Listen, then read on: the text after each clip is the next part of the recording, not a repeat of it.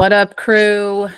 Danielle and Alex here on the Rise and Grind podcast from the playing field of parenthood. Episode 7 is a fun one because I think we're going to talk shop about like the transition from the college game and entering that new era, which is kind of scary. Like you think of your 4 years and then you're like, damn, I got to be like a real grown up now. You want me to like do big things?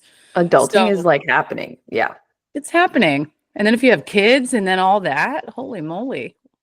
I think the thing is like they talk about it, they like prep you, like you major in something and you're supposed to just like all of a sudden they just like throw you out there. Like, okay, now go. And you're like, it's like the mama bird like pushing you out of the nest and then you just like either fly or hit your face. And I think they try to like prep you mentally for it, but I really don't think you go how many years playing and you know, your sport being your whole world. And then you go to college and it's a little bit more independent, right? Like your parents aren't there anymore. You have to kind of figure it out. You got to do your own laundry, make sure you're fed, all those things, like basic needs. But then you stop playing. So you're dealing with like the emotional stress of like not having your sport anymore. If that's what happens when you graduate, some people get the privilege to keep playing, but that's even a smaller percentage. So like you go from having softball all the time or whatever sport it is, and then not having that. And there's so much structure when you're a student athlete, like your schedules are planned out for you, you know, when you're practicing weights, when you have to go to study hall, your classes, like all of that's already pre-planned. So then to have like nothing, I think that can be really jarring for a lot of people. And that transition is tough. Yeah. But before we get too into it, I do want to say this last weekend, I'm actually wearing a Boston College shirt. And, you know, I think it took Kaylee Rafter, who's the assistant coach at Florida State. She sent me a text this morning and she said, hey, make sure you say congratulations to your husband, because getting inducted into the Hall of Fame, like you don't realize it. And the one thing that stood out to me that she said is you don't realize how many athletes come through. Right. And for like such an honor and something like that to happen, as chaotic and crazy as a weekend is, flying a family to Boston and trying to deal with it, getting to see him in his element and getting to see our children see him up on stage and do all of that, I think was so fulfilling for me. He even made like jokes in his speech, like, hey, the girls haven't really got to see how good I've been as an athlete because they've always only really got to see their mom in Washington. Now they know like dad's pretty good too. So I just want to give another shout out to him, because it is, to be a Hall of Famer, it's a small percentage of athletes that get that opportunity. And it just was pretty amazing weekend for our family. Not only because I think I told you we got to take a couple of days off from youth sports. We just got to hang as a family and be, and the importance of that. But to celebrate him the way that he got celebrated, I think was super special. So that's my one rant before we get too into this. No, it's an important one. It's when you think about the 3% of athletes that end up playing in college, all the different sports that are offered at the college level, all the different athletes that go through each year. And then on top of that, to be inducted into the Hall of Fame, that's huge. That's a huge thing. So it's a big deal. Yeah. Tell me about kind of we'll say this, like when you were in college, was there, you know, this thing in the back of your head of like, this is exactly what I want to do when I hang my cleats up? Or did what came upon you just kind of fall on your lap? How did that transition work for you? It was pretty terrible. It was, I majored, I graduated early, technically, within the 4 years that I was there. So like I took extra credits to graduate early so I could do a post-baccalaureate program while I was still in school. So my senior year, I was technically a graduate student. And I did that so that I could get my teaching credential and come teach. And I chose teaching because I knew I wanted a family and I knew that the teaching schedule was very in line with having kids, right? It helped a lot. Originally, I was like in journalism marketing. I wanted to do all the things, but I realized that was not a good path. So when I graduated, I came back summer of 2012, got married, could not find a job for the life of me. So it was like, I think part of it too was if you graduate and stay within the bubble of where you graduate from. So if I would have stayed in Hawaii, I probably would have had it a lot easier of a time because you have so many connections, right? Like there's so many people that know you within the school with like that are connected to the school that network becomes a lot easier to build off of and then kind of like launch yourself. And I moved back to California, and not to like my hometown. I moved to Northern California where he was stationed. So he was active duty in the Air Force. Dang. Could not find a job anywhere. Ended up working at the daycare center on base. So I was taking care of 6-week-old babies to like 5-year-old kids, which no experience in that whatsoever. Was never like a babysitter. That was not my thing. Yeah. But it was a job. And so I took it, and good thing because I got pregnant a month later. So Dang. it was very handy to have, like, it definitely made it easier. Like, I knew how to change a diaper. Like, I didn't have that knowledge before. So it felt very much like it was all supposed to happen the way that it did. Did that job until I was about to give birth, but was never full-time, didn't have benefits. He was active duty, so I had his health insurance, thank goodness. Yeah. And then I got hired on as a teacher at a small Christian high school. And I was 23 years old. The seniors I was teaching were 18, like had a brand new baby. It's when I think back to it, I'm like, that's wild that you guys hired me as a 23-year-old with a kid and like fresh out of college. Like it's crazy to me to think of like the power that I held in being a teacher. Loved it. Loved teaching, was coaching the high school softball team. It was great. Did that for like 6 or 7 years, and then went back and got my master's because I wanted to be in the admin side of things. I like being part of the decision-making process. And as a teacher, you have no power. No offense, teachers. I've been there. I get it. Like, you have no power. So I wanted to be in the admin side, went and did that, and then got the job coaching at Academy of Art, which had nothing to do with what I was trying to do. So again, you go through college and like they want you to pick your major and they want you to decide, like, go do internships or pick what you're going to do for the rest of your life. And it's so hard because there are so many things about your priorities and the person that you want to become that change even after college. Like, you lose such a big piece of who you are as an athlete if you don't go pro or if you don't stick with it. And so I think keeping that window open as much as you can, picking majors that are a little bit more general, I think helps. General studies right out of the gate too, those first couple of years. Yeah, I think it helps because it doesn't make you feel like you're locked into this box. And then you limit yourself to potentially an opportunity that you never even imagined. Like, I know you weren't planning on becoming a broadcaster, but I mean, what was your major? I don't even know. Sociology. See? But I will say I wanted to do a major in communications, but it was the highest it was the most competitive major at University of Washington back in the day. Like, you needed a cum 3.5 across the board to even get thought of.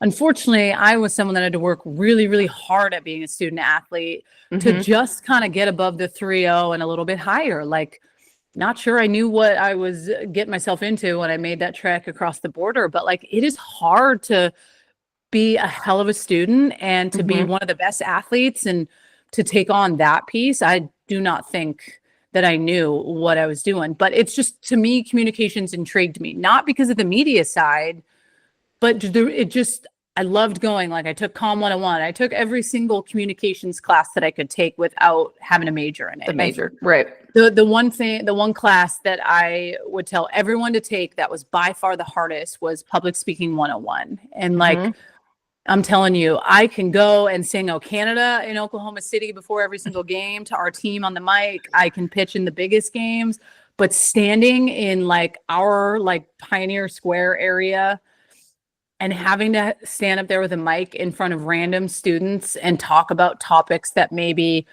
I'm not going to say I'm not passionate about, but maybe I'm not the most familiar with, was one of the hardest things that I've ever done. But it gave me this opportunity to learn how to, we'll just say, kind of finagle that skill set to where I feel more comfortable. I still will get nervous, but it just opened my eyes to like a whole other world. But sociology, to be honest, was my major.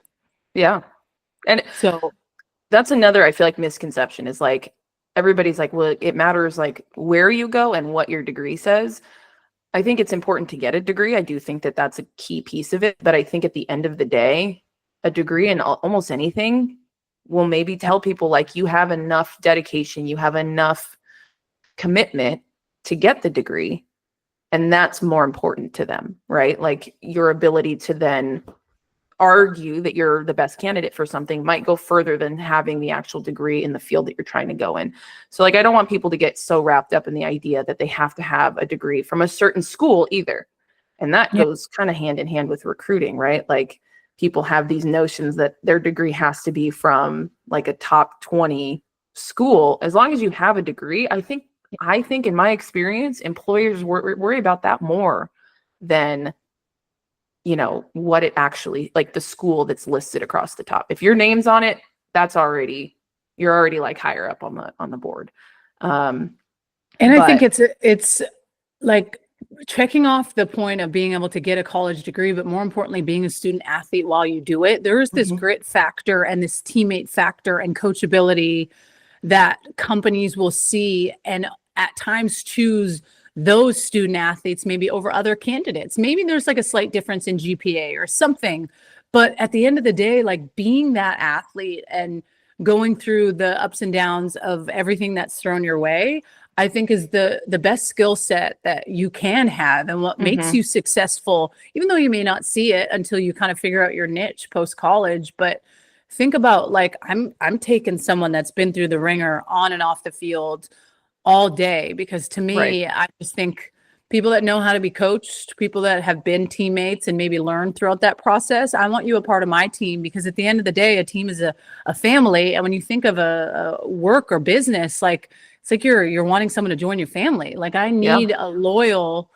homie that can come in here and be coached, and we can have the hard conversations, and they're going to make our, you know, company better. So I do think too, you have that in your back pocket when you've been successful at the collegiate level. You don't have to be the best athlete on the team. You don't have to have the best average, but there's a grit factor that I appreciate with going through the trenches that people admire. You were part of something, right? Yeah.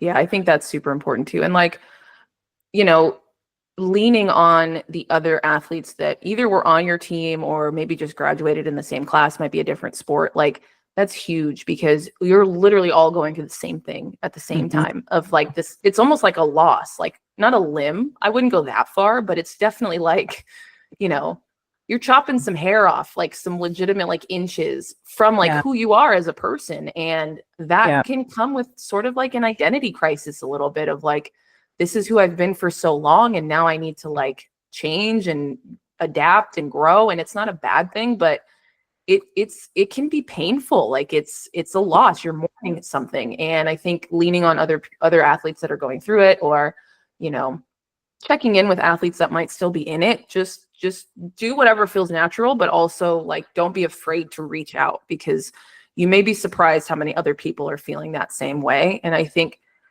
I jumped into being a parent so quickly.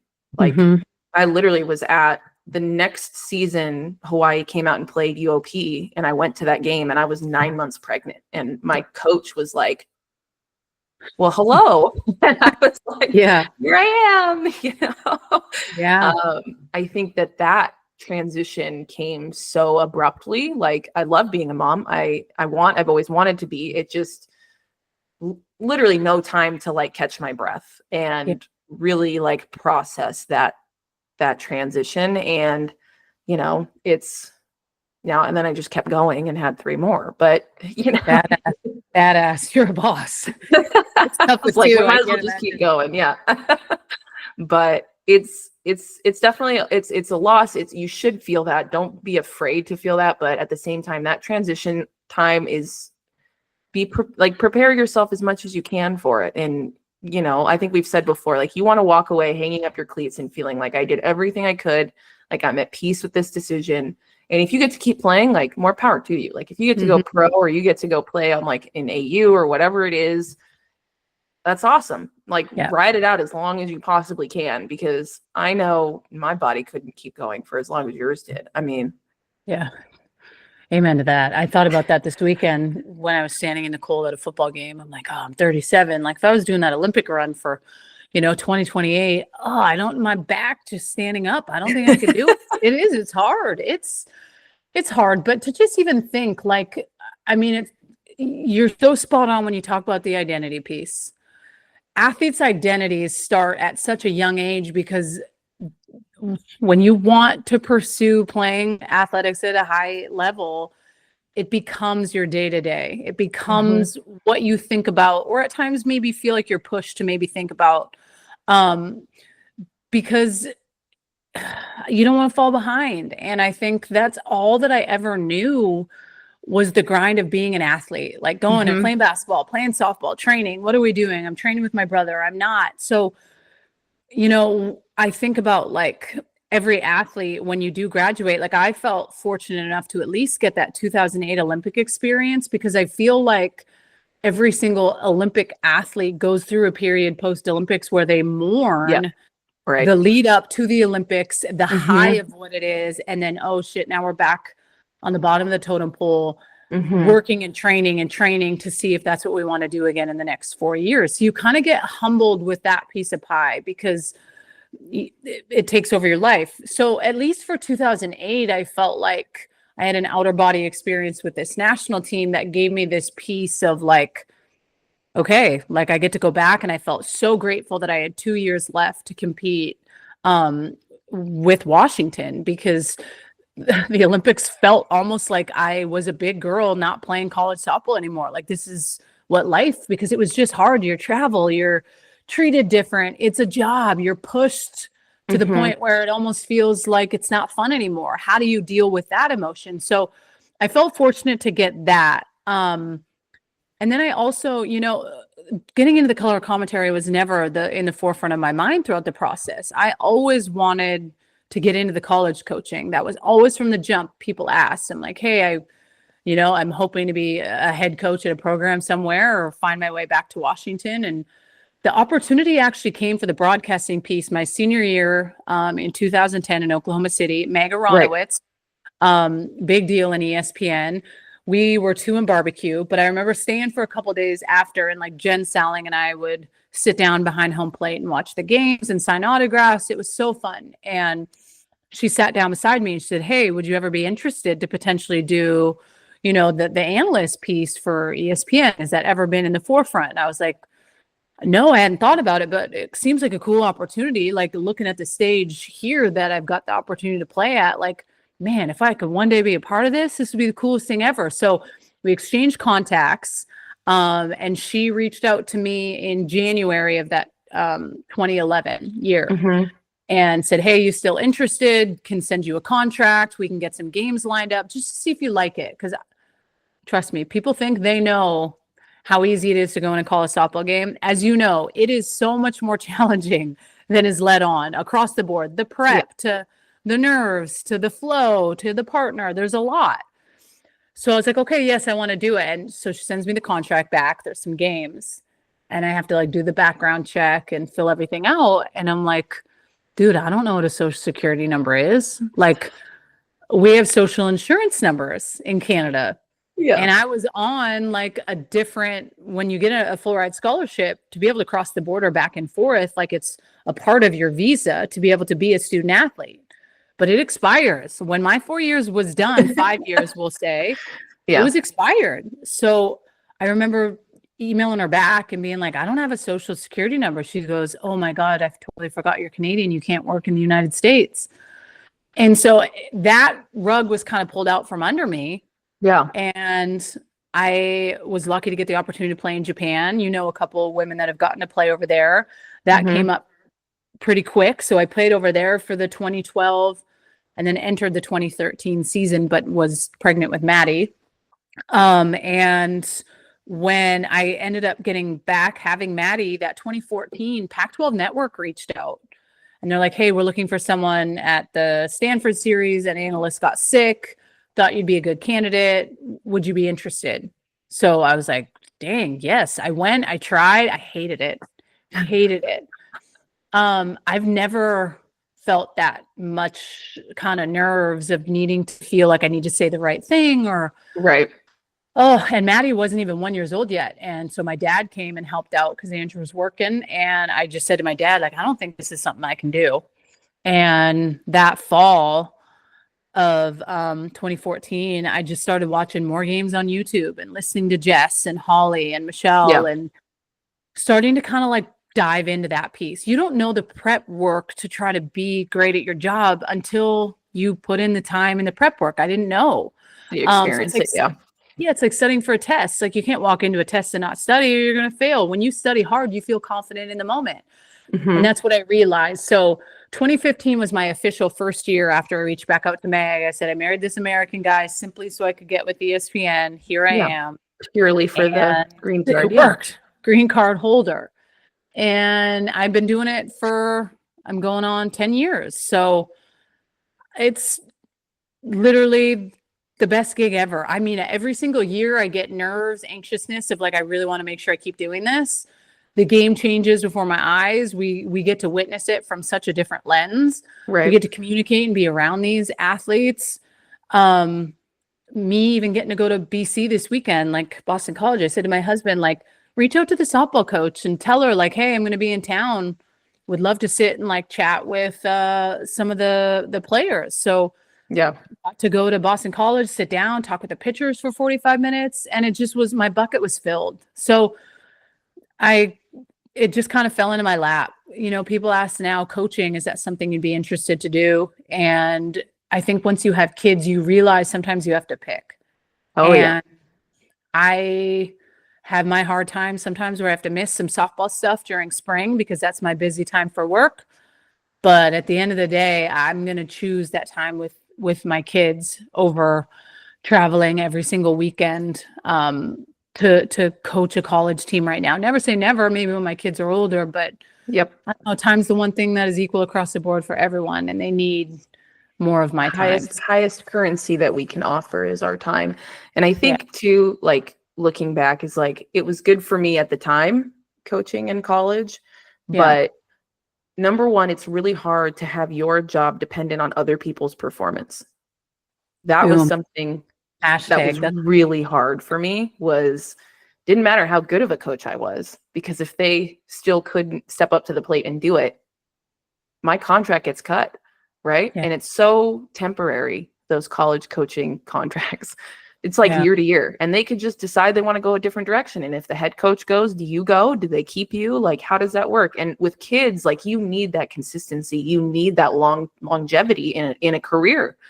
And I loved working for Aaron Thorpe at UC Davis and with Amy Kleiss. They were both awesome in that they understood where my priorities were, and they never made me feel like I was making the wrong choice. Like Erin, I mean, she's been in it for forever, and her kids are all basically grown. One's at Cal Poly now, and the other one's a senior, and her son's older now. And I remember asking her, what has been the hardest time for you as a coach and a parent? Was it when they were little and you were missing stuff? Like what age? She said right now, because they like the stuff that they're doing. They're passionate about it, and I still have to miss it. So like, I knew it was only going to get worse for me as they got older. And, you know, that's one of the things that, again, like you said, maybe when they're older, I would consider going back. But I feel like commentating is a good way to like still stay involved. We still get to like talk about our passion. We still get to hear about the athletes and bring light to a sport that we love and that everybody deserves to witness. You know, ESPN Plus has grown like crazy. So almost every single game is covered now, which is insane. So I love that we get to be a part of that. And it's like a way for us to still stay involved, but I still get to come home right after the game's over. I don't have to travel. Like I don't have to go anywhere. And so I think that's been awesome. And, you know, maybe someday, but it's such a small world in college coaching too. And I think that's a piece of it. It takes a really special person to do and commit to college coaching. I mean, it's a small world and it's a tough job, but if that's your calling, like stay with it. Just find ways to get yourself in there. Like, it takes a lot, but you just got to put yourself out what's the word? Like out, you just got to put yourself out there sometimes, and it might work out for the best. And I think, you know, you said it earlier on at the beginning of this podcast, like really being able to utilize your resources throughout your 4 years there. Like one thing I can say about Washington is like we were never pushed in any one direction. We always had these little seminars you could go to and learn and be around people that have done different type of jobs and really got to pick their brain. It's whether or not you want to. And if you feel this immense amount of pressure to have to move on to that next phase of life, like talk to someone about it. And I think the Yeah. biggest thing that I feel like I saw a lot of last year was anytime I got to talk with teams or seniors, especially in the postseason too, like regional supers, Oklahoma City, like there was this feeling for this athlete of knowing every day is one day closer to not getting to do this anymore. And that's what's so scary. So it's like they should almost have like classes or one thing that they're able to take throughout the year or talk to someone about it. Because even though you feel like you're calm, cool, and collected, there ain't nothing like being a student athlete, dude. When you shut that door, you are a big girl. And the responsibilities, you can have amazing parents that say, live with me and we'll help pay your bills. That's awesome. I would want to do that as long as I could for my kids if they couldn't figure it out. I'm not going to say I wouldn't, but you feel this pressure to have to move on to the next phase of life. You don't realize how amazing it is that 4 years that you get to hang with your teammates, work hard, go to football games, you know, learn about each other. There's this fun, fast pace that feels like it goes by in the blink of an eye. Don't rush the next phase of life. Don't want that next piece to come too quickly because you can never get this time back. And that's, I feel like I appreciated it as much as I totally could have. Would I go back? Hell yeah, I would go back in a heartbeat. Like I told you we're going to create our own league. We're going to create a league of retirees and we're going to look like crap doing it, but it's just still fun for us, which is great because like we don't look at it as like dread, right? It's don't be so focused on your next step that you miss the one that's happening right in front of you, right? Like you have to really take in those moments, like look around when you're standing in the middle of that stadium, when you're going up to bat, just take that breath and feel it. And it becomes a lot easier to move forward knowing that you soaked it all in. So, and there's definitely at times some more. I mean, the most exciting thing I think of next year is like that AUSL for Athletes Unlimited. So they'll still have that championship type season in the summertime. And but I think being able to have that established 6-team league is going to be really big because number one, like this is a league that's not going away. Like it's been here since 2020. It survived 2020. And the owners are absolutely incredible and they live and breathe women's sports and just how much passion they have across the board for multi-sports that they're funding for some league like this to go on. And, you know, to just branch quickly, like I love the AU, but I love that now they're going back to the regular way that you play softball without the point system. Yeah. Right. Like you think of the AU in the summertime, like sometimes it's hard to win that thing. It's tough to win it in certain positions. And you sometimes get so caught up in the points and like me needing to have an XYZ type of game to move how far up the leaderboard to even get a little bit more money. It's very individualized. Yeah. And now this is like dope because you get to be a part of a 15 athlete team.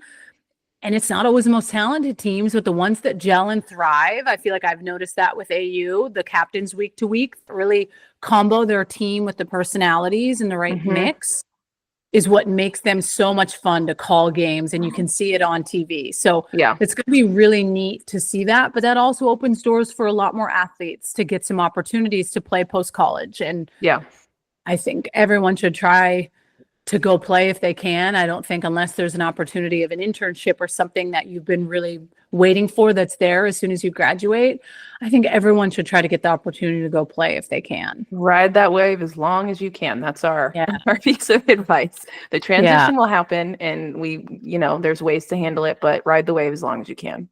For sure. And learn how to understand the grind of not playing in college anymore. People don't talk about that. Like, in college, you are so right. Routine and structure, and and your coaches are always there. When you play with a professional league outside of a national team, there is this responsibility piece that you have to have an accountability for yourself to be able to know how I need to, number one, react to situations, how I need to train, how do I do when I fail? Because at times in college, you're almost babied a little bit, not in a bad way. I loved that I got babied by they're taking care of you. Yeah.